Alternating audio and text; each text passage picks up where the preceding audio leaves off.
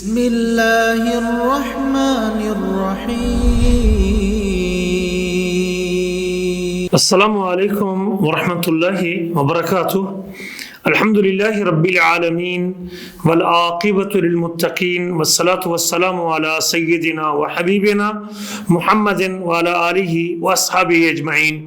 اما بعد فعن ابی ہریرہ رضی اللہ تعالی عنہ قال قال رسول اللہ صلی اللہ علیہ وسلم من ذرعه القی فلیس علیہ قضاء ومن استقى فلیقضی۔ سنن نبی داؤد،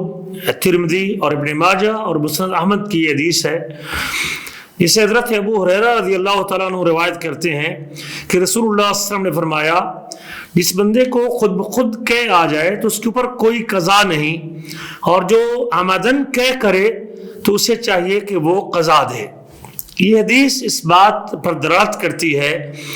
کہ اگر خود بخود قے آتی ہے تو اس سے آدمی کا روزہ نہیں ٹوٹتا، لیکن اگر جان بوجھ کے کوئی شخص قے کرتا ہے تو اس کا روزہ ٹوٹ جائے گا اور اسے اس روزے کے بدلے میں قضائی دینی پڑے گی۔ یہ جمہور اہل علم کا موقف ہے، لیکن اگر خود بخود قے آ جاتی ہے بغیر اختیار کے تو اس کا روزہ درست ہے اور اس کے اوپر کوئی چیز واجب نہیں ہوتی۔ امام خطابی فرماتے ہیں لا اعلم بین اہل العلم فیہ اختلافا، اس میں اہل علم کے درمیان میرے علم کے مطابق کوئی اختلاف نہیں ہے۔ امام ابن قدامہ کہتے ہیں ھذا قول عامۃ اہل العلم، یہ عمومی طور پہ اہل علم کا یہی قول ہے۔ تو اس حدیث سے معلوم ہوا کہ جان بوجھ کے جو شخص قے کرتا ہے، عمدن قے کرتا ہے، خواہ وہ قے تھوڑی ہو یا زیادہ ہو، حدیث کے ظاہر کے مطابق یقیناً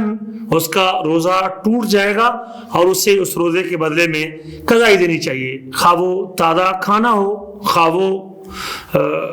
کھانے سے اگلی حالت اور کیفیت ہو، بلغم ہو یا خون ہو، اگر اس نے جان بوجھ کے قے کی ہے تو یقیناً اس کا جو وہ روزہ ہے وہ ٹوٹ جائے گا۔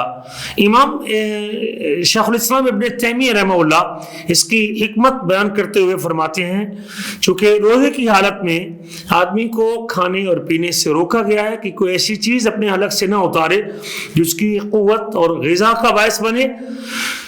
تو اسی طرح اگر اس طاقت کو کم کرنے کے لیے یا اس قوت کو کم کرنے کے لیے یا اپنے آپ کو کمزور کرنے کے لیے جان بوجھ کے وہ کھانا باہر نکالتا ہے تو یہ روزے کی حکمت کے منافی ہے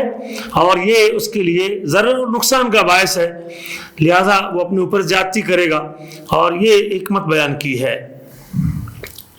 حضرت ابو ہریرہ فرماتے ہیں کہ جب کوئی شخص قے کرے تو وہ روزہ نہ چھوڑے،